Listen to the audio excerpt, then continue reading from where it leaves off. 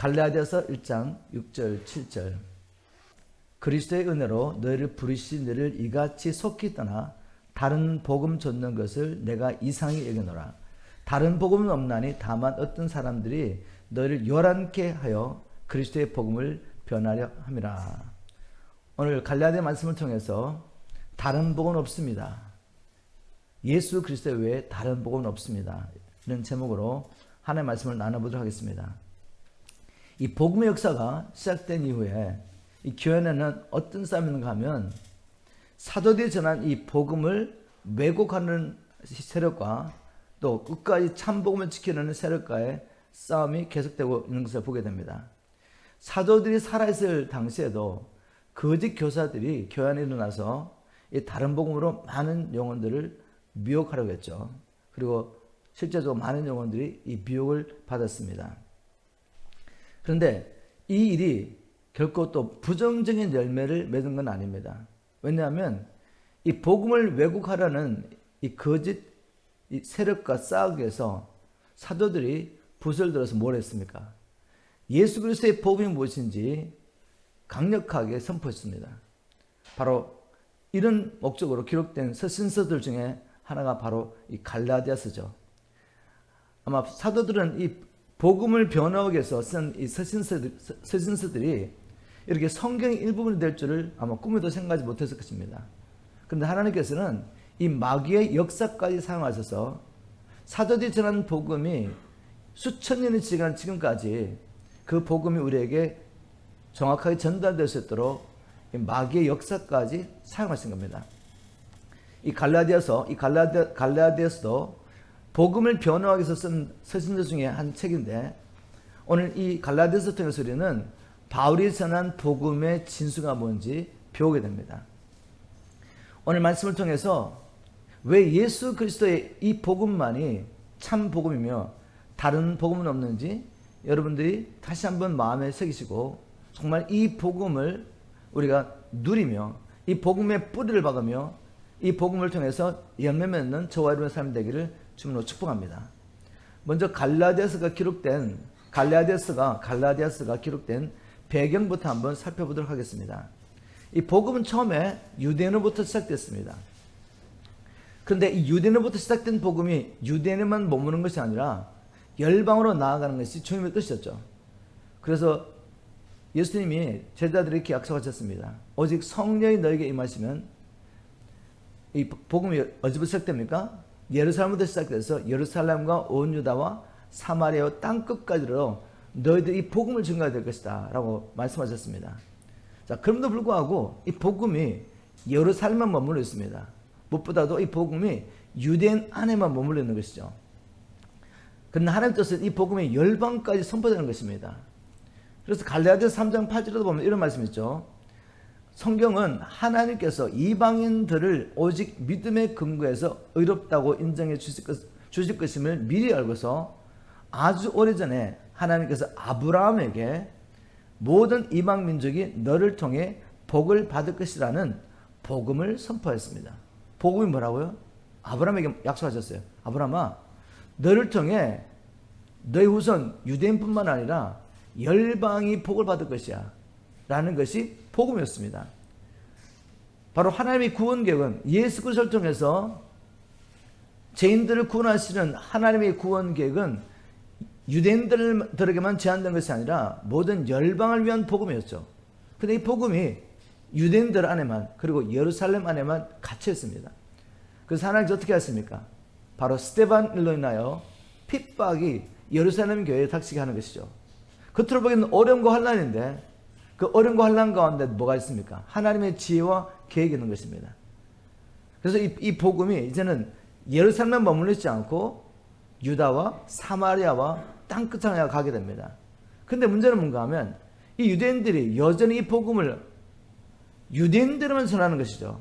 예루살렘을 떠난 복음이 확장이 되긴 하는데 유대인들만 복음을 전하다가 어떤 유대인들이 안디옥이라 가지고 이방인들 헬라인에게도 복음을 전합니다. 그래서 세워진 교회가 어떤 교회죠? 안디옥 교회죠. 이 안디옥 교회를 이제 하나님께서 바나바와 바울을 통해서 굳건하게 세우시고 예루살렘 교회를 통해 시작된 이 복음 역사가 이제 안디옥 교회를 통해서 이방인 전도로 적극적으로 이제 선교문이 열리면서 하나님의 구원 계획이 이방인들에게 전파되기 시작합니다. 처음에는 유대인들만 하나님의 백성이었는데 이제는 이 복음을 통해서 특별히 또 안디옥 교회를 통해서 하나님이 이 복음을 이방인들 가운데 푸시기 시작합니다. 그리고 수많은 이방인들이 하나님의 백성이 되어서 하나님께로 돌아오기 시작하죠.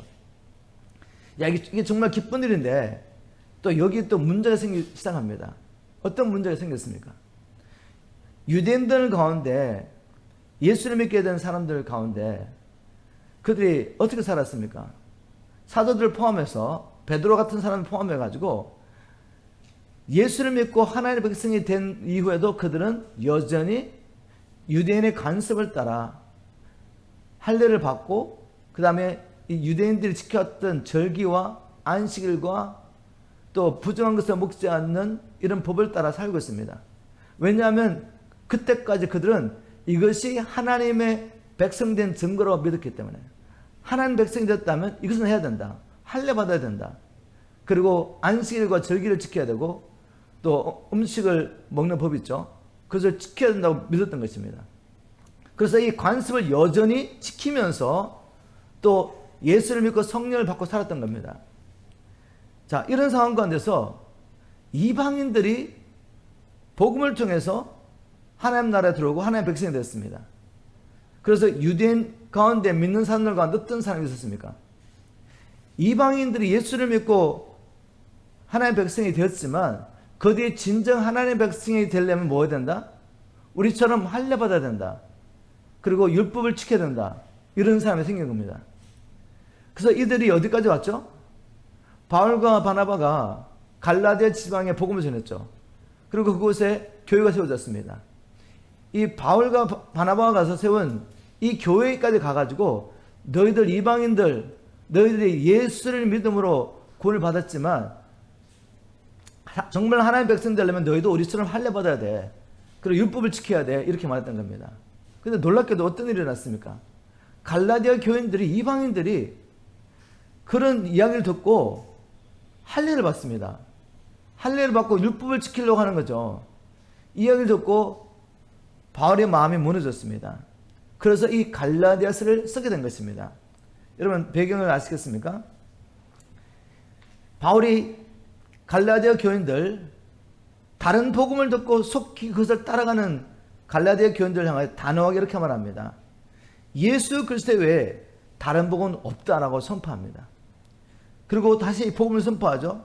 갈라디아 1장 4절에 그리스도께서 하나님 곧 우리 아버지의 뜻을 따라 이 악한 세대에서 우리를 건지시려고 우리를 죄를 위하여 자기 몸을 들이셨지 않냐. 이게 복음 아니겠습니까?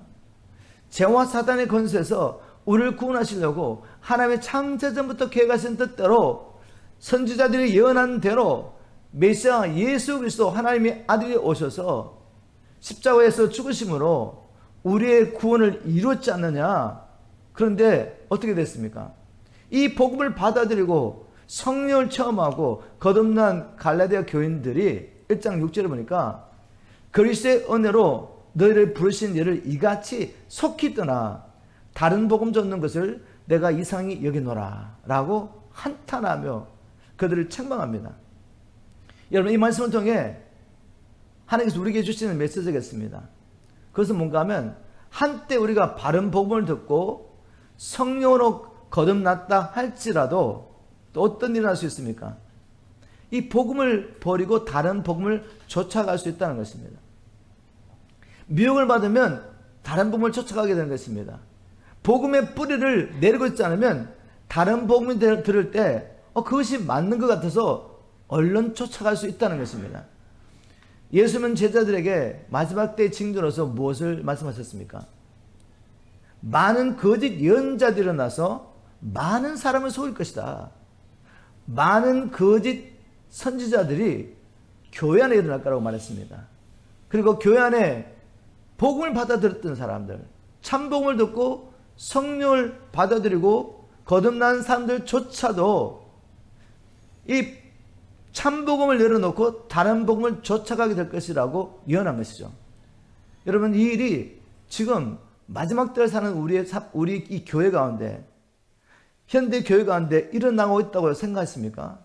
네, 당연하죠. 일어나고 있습니다.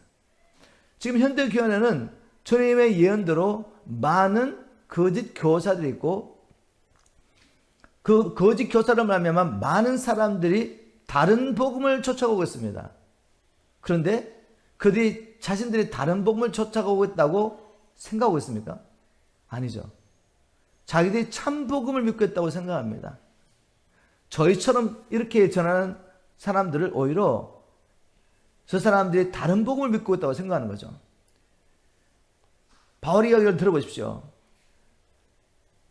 바른 복음을 듣고 성령을 거듭난 사람도 이 복음의 뿌리를 내리고 있지 않으면 미혹을 받아서 참 복음을 내려놓고 다른 복음을 쫓아갈 수 있습니다. 그런데 이렇게 되면 어떻게 되죠? 거듭난 사람이었는데 다른 복음을 듣고 다른 복음을 쫓아가면 어떻게 됩니까? 그것은 곧 그리스도를 떠나는 것이 되는 것입니다. 다시 한번 말씀 보십시오. 그리스도의 은혜로 너희를 부르신 이를 이같이 속히 떠나 다른 복음 쫓는 것을 내가 이상히 여기노라. 너희를 부르신 이를 떠난다고 말합니다. 다른 복음을 쫓아가면 너희를 부르신 이를 떠나게 되는 것입니다. 여러분, 다른 복음을 쫓아가면서 자기를 은혜로 불러주신 그리스도를 떠나게 되면 어떻게 해야 되겠습니까? 그분 안에 있는 모든 약속에서 떠나는 것입니다. 우리는 그분 안에서 제3을 약속받았죠. 우리는 예수 그리스도 안에서 영생을 약속받았습니다. 예수 그리스도 안에서 우리가 성령의 능력을 약속받은 것입니다. 예수 그리스도 안에서 바로 예수 그리스도의 권세를 약속받았습니다. 그래서 우리가 사단과 싸워 승리할 수 있고 죄를 이길 수가 있고 예수께서 우리에게 주신 사명과 계명에 순종할 수 있게 된 것입니다. 그리고 마지막 날 예수 그리스도 안에서 하나님의 나라를 기업으로 얻게 된 것입니다. 그런데 다른 복음을 쫓아가면서 예수 그리스도를 떠나가게 되면 어떻게 됩니까? 이 모든 약속에서 떠나가게 되는 것입니다. 그래서 영생도 구원도 하나님 나라도 없는 것이죠. 그러니 여러분, 이 복음에 뿌리를 내는 게 얼마나 중요합니까? 다시 말해서 성경이 계시하는 복음이 무엇인지 깨닫고 그 복음의 진리에 굳게 서 있으면서 누가 어떤 소리를 한다 할지라도 흔들리지 않는 믿음을 가지는 게 이 마지막 때는 너무나 중요합니다. 어느 시대나 중요하죠. 그런데 왜 지금 우리가 이 일을 해야 하느냐? 왜냐하면 마지막 때가 되면 더 많은 거짓 선지자가 일어나게 되고 더 많은 사람들이 미혹을 받게 되기 때문에 저와 여러분은 누가 뭐라고 말하든 성경이 말하는 사도들이 전하는 복음이 무엇인지 깨닫고 이 복음의 진리에 뿌리를 내리고 있어야 합니다. 그래서 갈라디아서 같은 설신트가 너무나 중요한 거죠. 말씀으로 가보겠습니다. 바울이 뭐라고 말했습니까? 이렇게 너희들 이 복음을 어떻게 이렇게 속히 떠날 수 있느냐? 그리고 다시 복음을 증거합니다. 율법을 지킴으로 의롭다함을 받으려는 것이 얼마나 어리석은 일인 것을 그가 증거합니다. 2장 16절에 사람이 의롭게 되는 것은 율법의 행위에서 난 것이 아니요 오직 예수 그리스도를 믿음으로 말미암는 줄 아는 거로 우리도 그리스도 예수를 믿나니 이는 우리가 율법의 행위에서가 아니고 그리스도를 믿음으로써 의롭다함을 얻으려 함이라. 율법의 행위로서는 의롭다함을 얻을 육체가 없느니라. 정말 교회 안에 다른 복음이 들어왔기 때문에 바울은 정확하게 율법의 행위로는 우리가 구원을 얻을 수가 없고 오직 예수 그리스도를 믿음으로는 의를 받을 수 있다라고 이 복음의 진술을 선포한 것입니다. 이 말씀 하나를 우리가 좀 생각해 보도록 하겠습니다. 바울이 말은 사람이 의롭다함을 받는다는 것이 무슨 의미입니까? 여러분, 우리가 의롭다함을 받는 게 생명처럼 중요합니다. 그렇다면 의롭다함을 받는 것이 무엇인지 알고 있어야죠. 누가 여러분에게 의롭다함을 받는 게 무엇입니까? 라고 묻는다면 여러분 어떻게 설명하시겠습니까? 왜 우리가 오직 예수 그리스도 안에서만 의롭다함을 받을 수 있는데 도대체 의롭다함을 받는다는 말이 뭐죠? 그것은 바로 죄인인 우리가 태어날 때부터 죄인으로 태어난 우리가 죄 용서를 받고 하나님과 바른 관계를 맺는 것을 의미합니다. 어렵다를 받는다는 것은 하나님과 올바른 관계를 맺는 것을 말하죠. 이것이 얼마나 중요한지 여러분 아시죠? 우리가 하나님 앞에 갔을 때 의롭다함을 받지 못하면 어떻게 됩니까? 여전히 죄인으로 발견된다면 어떻게 됩니까? 하나님의 심판을 피할 수 없습니다. 우리의 행위대로 심판을 받고 영원히 형벌 받는 저 불못에 던져지는 것입니다. 그러니 우리가 살아있을 때 언제든지 주님이 부르더라도 하나님 앞에 의롭다함을 받기 위해서 예수 그리스도의 복음을 깨닫고 그 예수 그리스도의 복음을 믿음으로 의롭다함을 받는 게 얼마나 중요하겠습니까? 바울은 미혹을 받은 갈라디아 교인들에게 율법의 행위로 의롭다함을 받을 업체가 없다고 단언하고 있습니다. 왜 율법의 행위로는 아무도 의롭다함을 받을 수가 없습니까? 야고보 이렇게 말했습니다. 야고보서 2장 10절을 제가 시험을 성경 한번 읽어보겠습니다. 누구든지 율법 전체를 다 지키다가도 그중 하나만 어기게 되면 율법 전체를 어긴 셈이 되는 것입니다. 어떤 사람이 율법 전체를 지키려고 최선을 다했습니다. 그런데 그의 삶 가운데 한순간이라도 율법의 하나라도 범하게 되면 이제는 모든 율법을 범한 것이 되는 것입니다. 우리 예수님께서 율법을 재해석하셨죠. 마태복음 5장에 보면 그 당시에 바리새인과 율법사들 열심히 율법을 지킨다고 생각하며 율법을 지킴으로 어렵다함을 받았다고 생각했던 그 사람들이 어떻게 율법을 지켰습니까? 하나님께서 간음하지 말라 그러면 실제로 육체적으로 자기 안에 왜 다른 사람과 관계를 가지지 않았다면 나는 간음하지 말라는 법을 지켰다고 생각했습니다. 그런데 예수님은 율법을 재해석하셨죠. 너희들이 여자를 보고 엄령한 마음만 품어도 이님이 간음했느니라 라고 말씀하신 거죠. 그렇다면 이 세상에 태어난 남자 가운데 여자를 보고 음욕을 품지 않은 남자가 있습니까? 우리 모두는 간음에 들어진 것이죠. 그러니 율법을 온전히 지킴으로 그 행위로 하나님 앞에 의롭다함을 받을 육체가 있습니까? 없습니까? 없지 않습니까? 그래서 하나님께서는 창세전에 우리의 죄를 대신하여 죄값을 지불하실 어린 양을 예비하신 것입니다. 아담과 하와가 범죄하자마자 그들이 하나님 앞에 죄를 지은 것을 알았습니다. 이 죄를 덮으려고 그들이 처음에 어떻게 했습니까? 자기 스스로 인간의 행위로 무화과 나무 잎을 엮어서 자기의 이 부끄러운 것을 가리려고 했습니다. 육체만 가리려고 한 것이 아니라 자기 더러워진 이 영혼을 가리려고 했죠. 근데 가릴 수 있었습니까? 하나님 앞에 자기 행위로 설 수가 있었습니까? 없었습니다. 그래서 하나님이 하셨죠. 하나님이 그 죄 없는 짐승을 잡으시고 피를 쏟으십니다. 그리고 가죽옷을 만드셔가지고 아담과 하와를 입혀주시죠. 이것이 무엇입니까?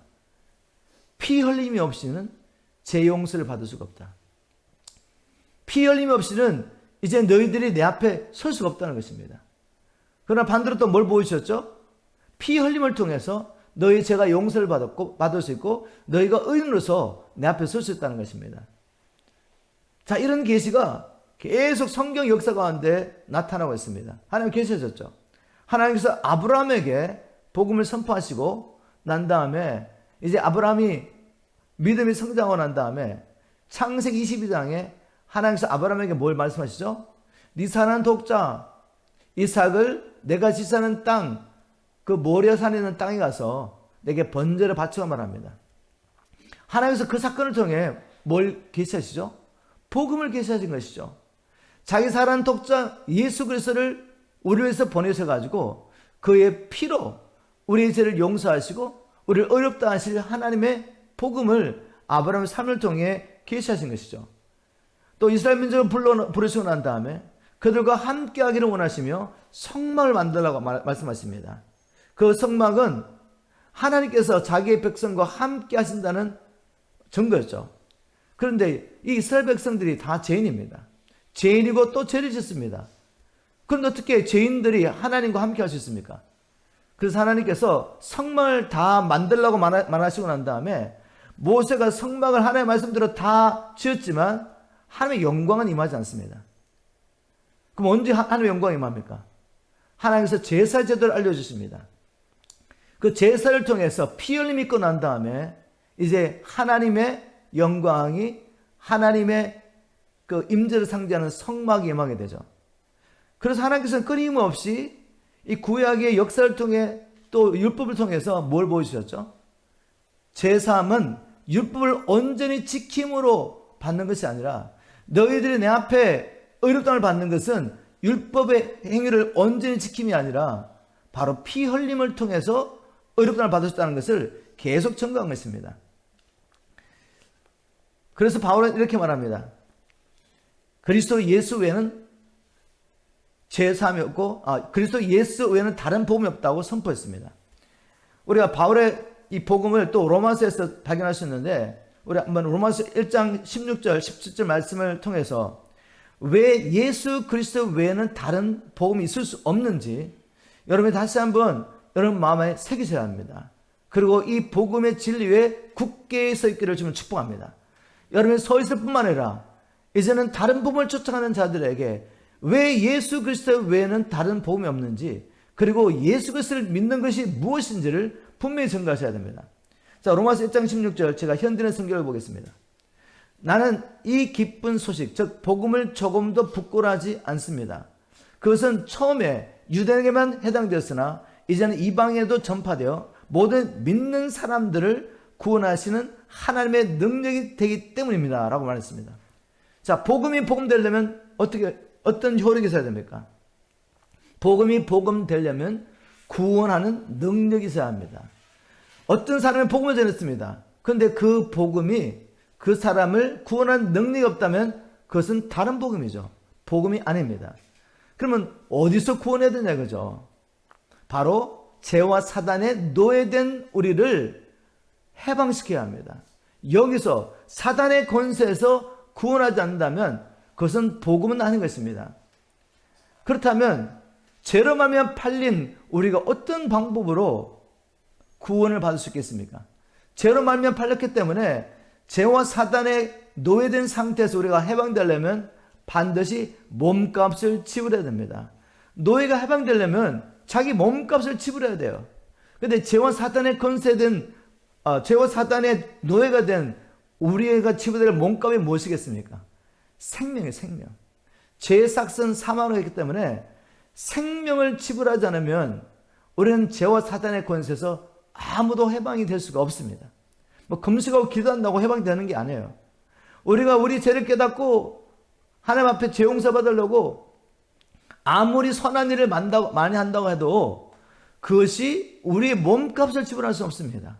몸값을 지불하면 반드시 생명을 지불해요, 생명. 여러분, 우리 모두는 다 죄종으로 태어났습니다. 죄종으로 태어나서 사단의 노예로 살고 있던 사람이죠. 아무도 우리를 대신해서 이 생명을 지불할 존재가 없는 것입니다. 짐승의 생명을 지불한다고 해서 우리가 몸값을 지불한 건 아니죠. 사람의 생명을 지불해야지 사람을 죄와 사단의 권세에서 해방할 수 있습니다. 그래서 하나님이 예비하신 게 무엇입니까? 하나님의 아들의 생명이죠. 죄 없는 하나님의 아들, 그분을 혈과 육을 가진, 몸을 가진 사람으로 보내십니다.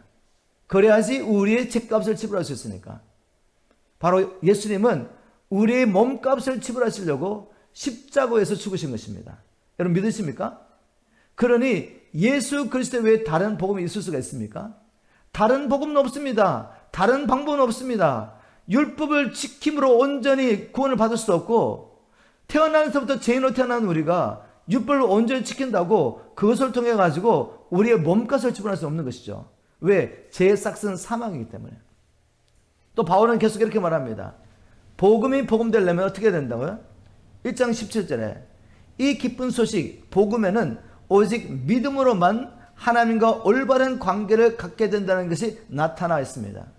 복음을 통해서만 우리가 무너진 관계, 하나님과 원수된 관계를 회복할 수 있는 길이 나타났다는 것입니다. 여러분, 이 복음이 복음되려면 뭐 해야 된다고요? 하나님과 원수된 이 관계 회복해야 돼요. 그러면 뭐가 필요합니까? 죄 용서를 받아야죠.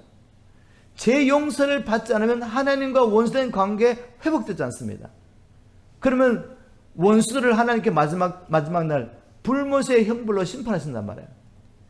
그래서 우리가 이 복음이 복음되려면 하나님과 원수된 관계를 회복해야 되고, 하나님과 원수된 관계를 회복하려면 피 흘림밖에 없습니다.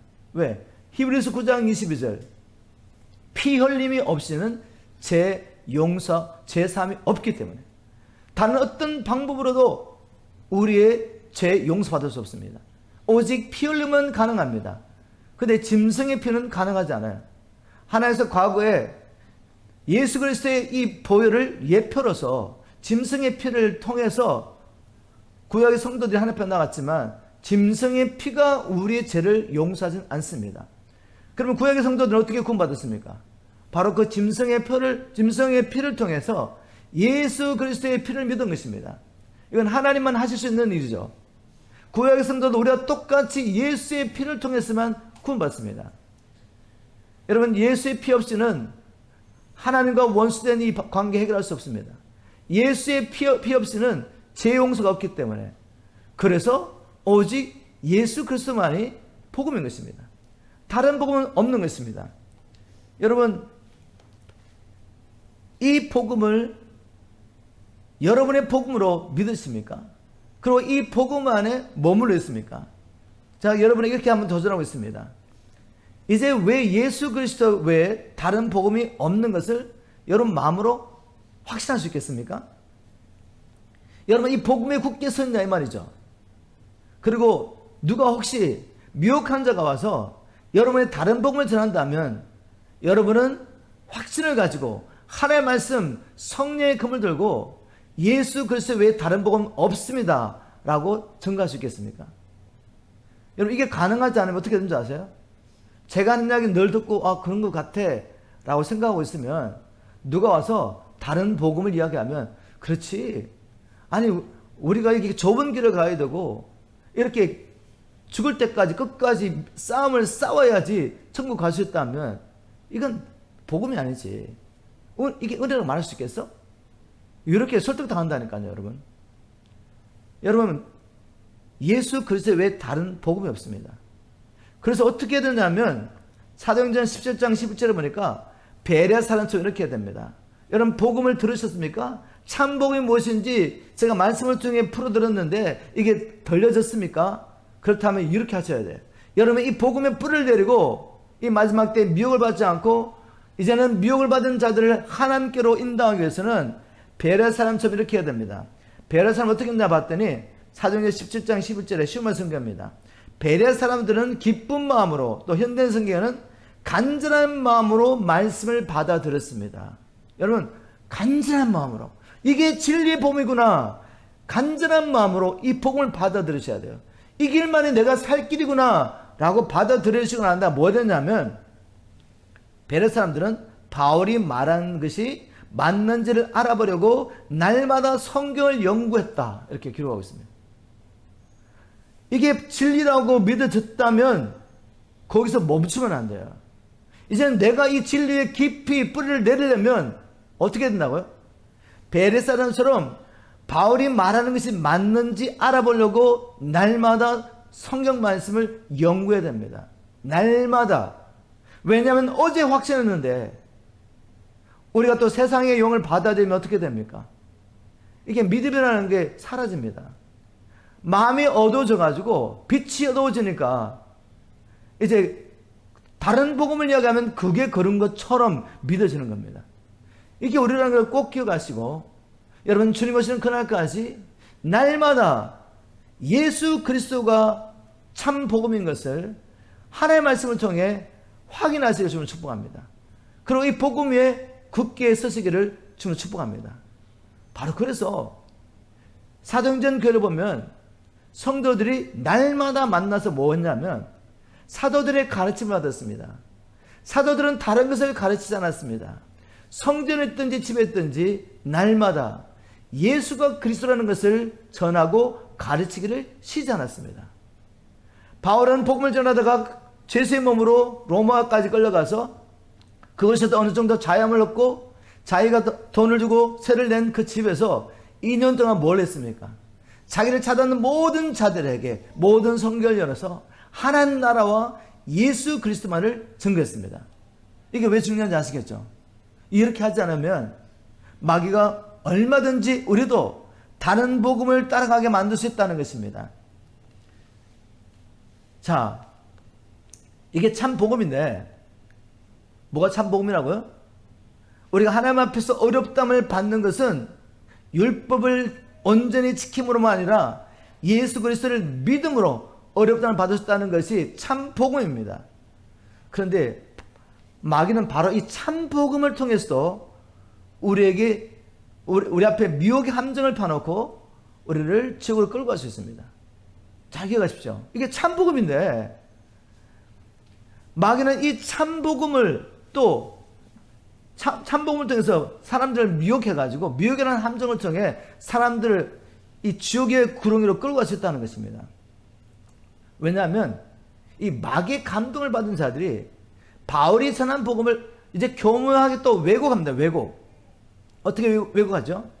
우리가 율법을 지킴으로 예수 그리스도를 율법을 지킴으로 아니라 예수 그리스도를 믿음으로 하나님 앞에 의롭다함을 받기 때문에 우리의 행위로 구원을 받는 게 아니지 않습니까? 그래서 오직 믿음으로 구원을 받기 때문에 이제 우리가 몸으로 어떤 죄를 짓든지 그것은 우리의 구원에는 영향을 미치지 않는다 라고 바울이 전한 복음을 교묘하게 왜곡합니다. 그럴듯하죠?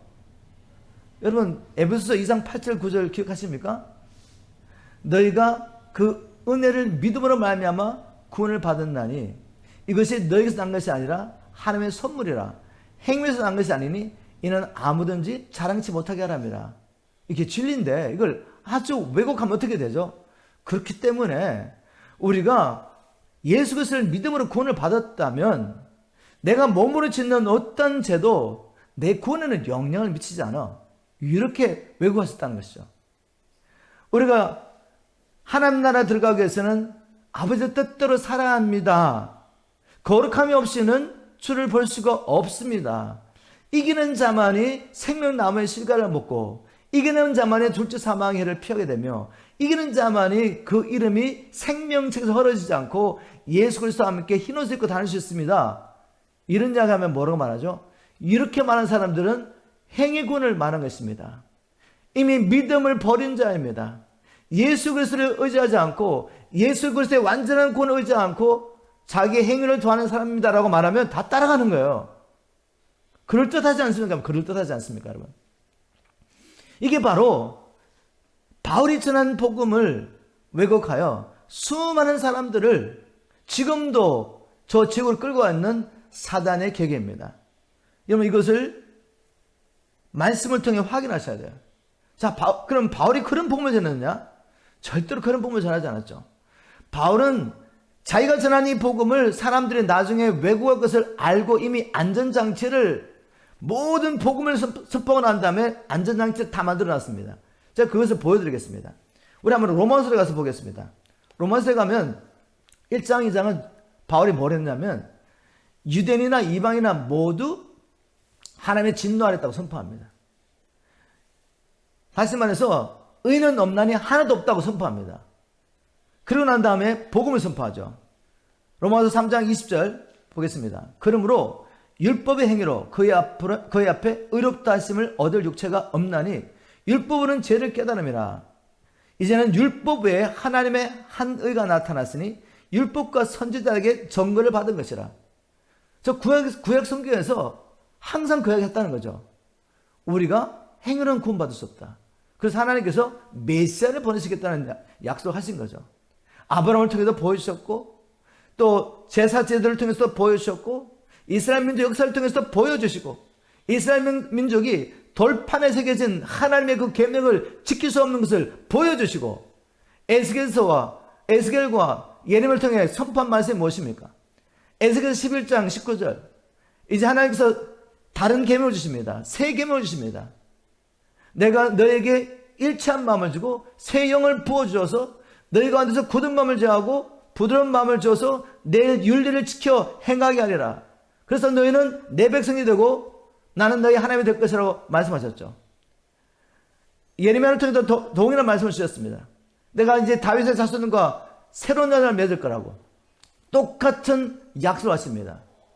바로 그 약속을 따라 주님이 오셔서 이 약속을 성취했는데, 그리고 바울이 전한 복음은 바로 그거였었는데, 율법으로는 아무도 구원을 받을 수 없고 의롭다는 받을 수 없고, 율법과 선지자가 예언한 바로 예수 그리스도를 통해 하나님이 예비하신 이 의의 방법을 통해서만 우리가 의롭다는 받을 수 있다고 증거를 했습니다.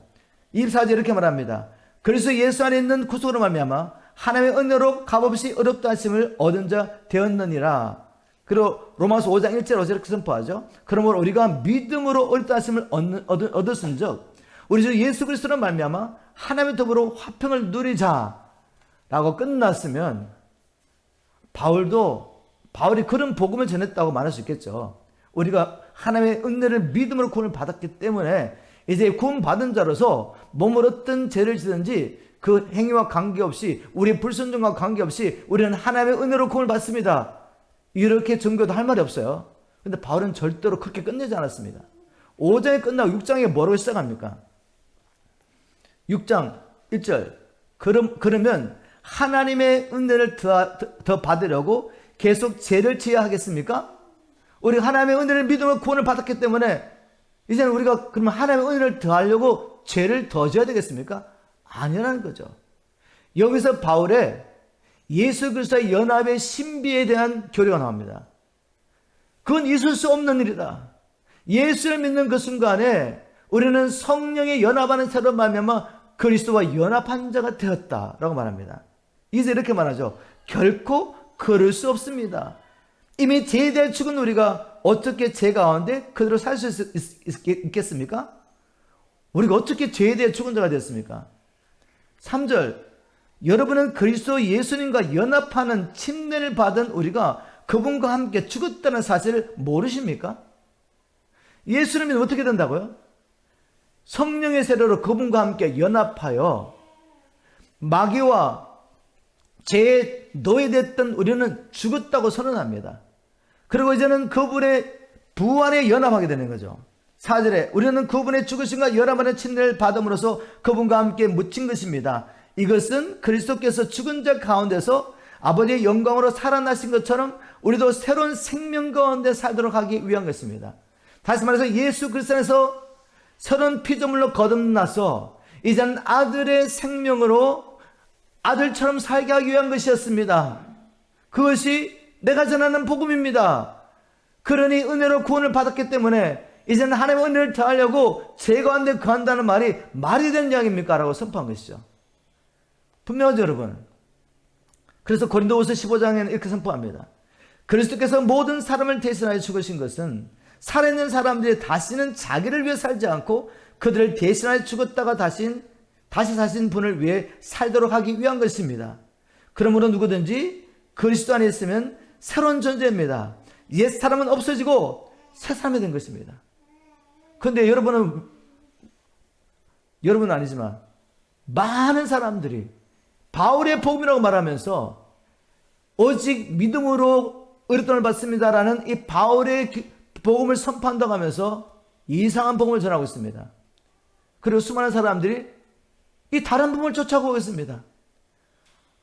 바울이 만약에 지금 현대계에 와서 이걸 본다면 어떻게 말하겠습니까? 아니 도대체 내가 언제 그렇게 말했냐고. 다시 한번 성경을 보라고 말합니다. 바울은 결코 그렇게 복음을 전한 적이 없어요. 로마서를 통해서 바울의 복음을 전하려면 로마서 전체를 이야기해야지. 왜 그분만 얘기해가지고 바울이 전한 이 참복음을 왜 구하냐 그죠? 여러분 갈라디아에서도 동일한 논리를 가지고 지금 갈라디아 교회가 말하고 있습니다. 16절에서 뭐라고 말했습니까? 갈라디아 2장 16절에 사람은 율법의 행위가 아니라 그리스도 예수를 믿음으로 하나님 앞에 의롭다함을 받습니다라고 선포가 난 다음에 끝나지 않습니다. 2장 20절에 연합의 교리를 말하죠. 나는 그리스도와 함께 십자가에 못 박혔습니다라는 연합의 교리를 말하는 겁니다. 그러고 이제는 더 이상 내가 사는 것이 아니라 내 안에 계시는 그리스도께서 사시는 것입니다.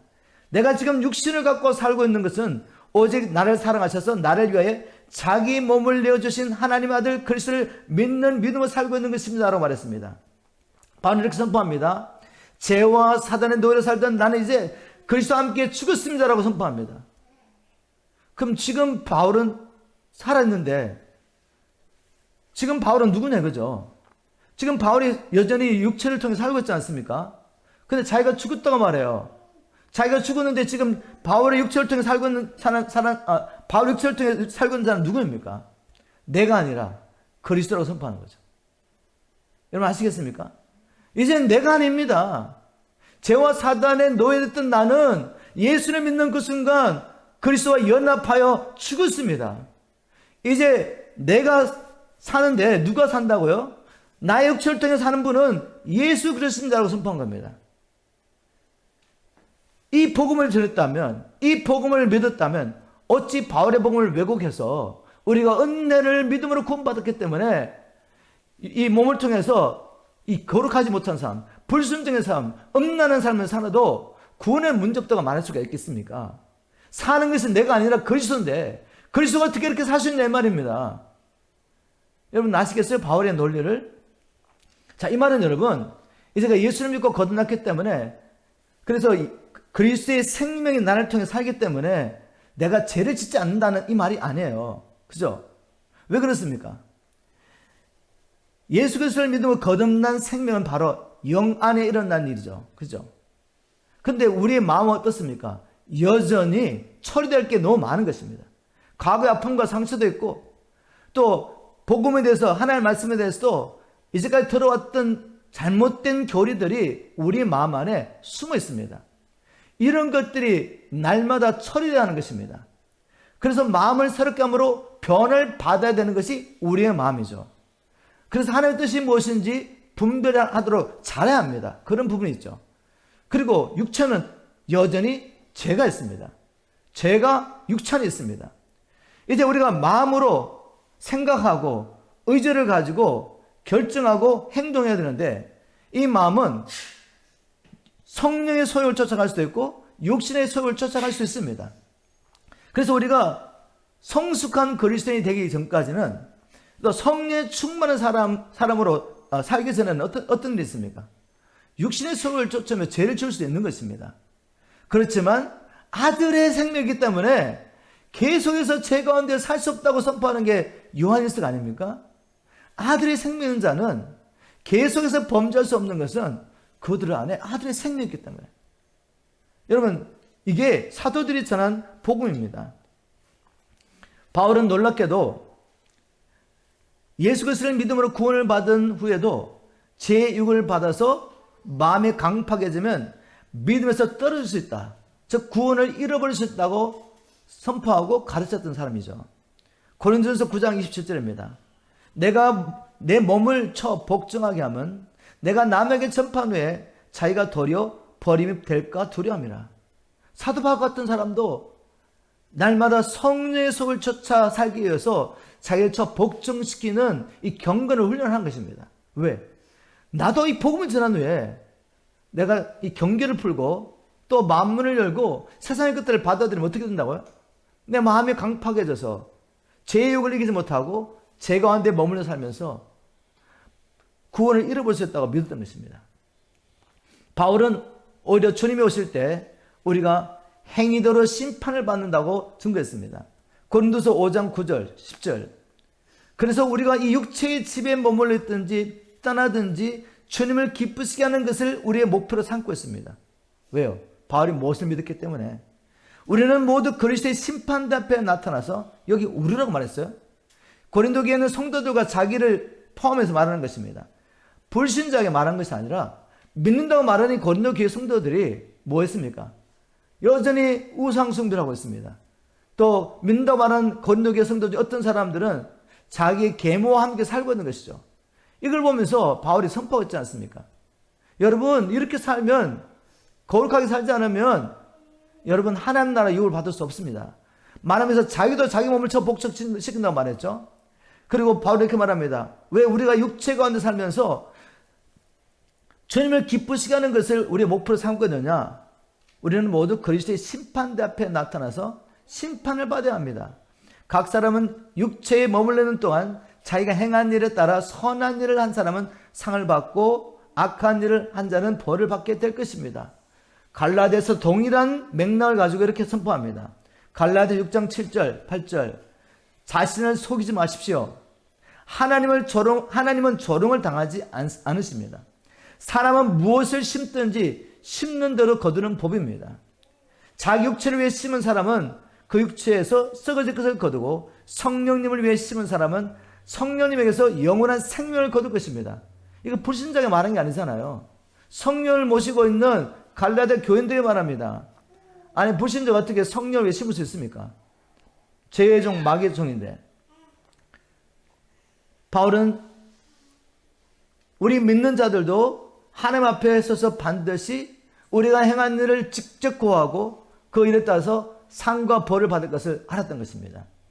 그래서 빌립보 교회 성도가 이렇게 권면했습니다. 그러므로 나의 사랑하는 자들아, 너희가 나 있을 때뿐만 아니라 더 지금 나 없을 때에도 항상 복종하여 두렵고 떨림으로 너희 군을 이루가라.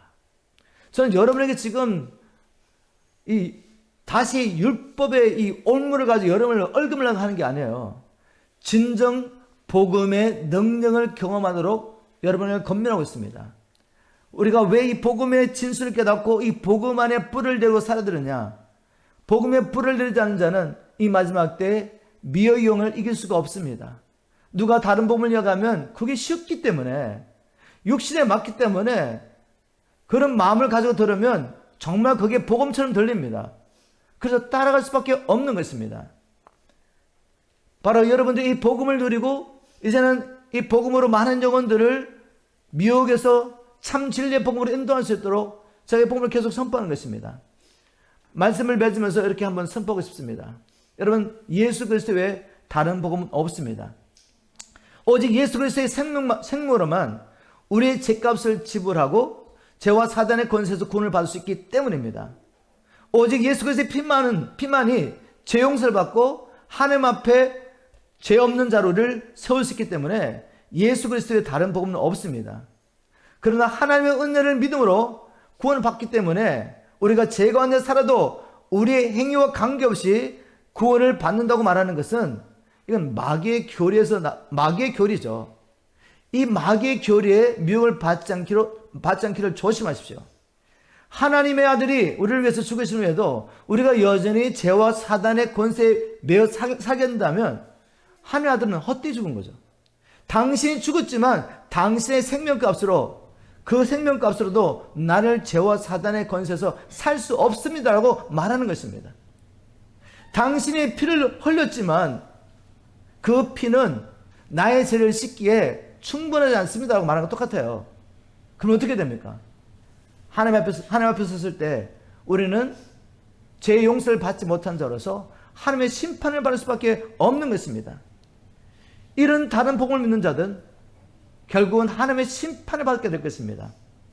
그러니 여러분, 하나님께서 여러분들에게 지혜와 계시를 주셔서 하나님의 말씀을 통해 하나님께서 선포하신 이 바른 복음, 오직 예수 그리스도를 믿음으로만 우리가 의롭다함을 받고 구원을 받는다는 이 복음이 무엇인지 밝히 아시기를 주님을 축복합니다.